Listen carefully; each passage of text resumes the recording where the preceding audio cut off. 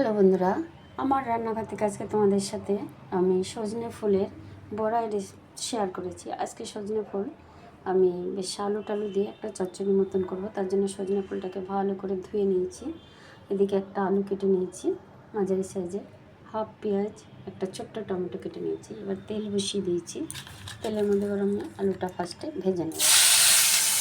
আলুটা বেশ ভাজা ভাজা হয়ে এসেছে। এবার আমি পেঁয়াজ আর দুটো কাঁচা লঙ্কা দিয়ে দিলাম, একটু ভাজা ভাজা করে নেব। পেঁয়াজ আর আলুটা ভাজা ভাজা মোটামুটি করে নিয়েছি। এবার আমি টমেটোটা দিয়ে দিলাম। সুন্দর করে টমেটো পেঁয়াজটাও ভাজা হয়ে গেছে। এবার আমি সজনে ফুলটা দিয়ে দেবো, দিয়ে ভালো করে ভাজা ভাজা করব।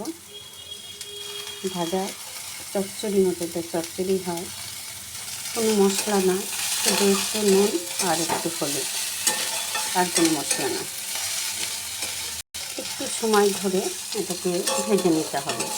এটা চচ্চড়িও বলতে পারো বা আলু পেঁয়াজ দিয়ে সজনে ফুল ভাজাও বলতে পারো। আমার সজনে ফুল আলু পেঁয়াজ দিয়ে ভাজা হয়ে গেল। এবার আমি নামিয়ে নেব। তোমরা এরকম একটু ভেজে খেয়ে দেখো, বেশ টক টক ঝাল ঝাল লাগে, খুব ভালো লাগে। গরম ভাতের সাথে খুব ভালো লাগে, তোমরা করে খেয়ে দেখো।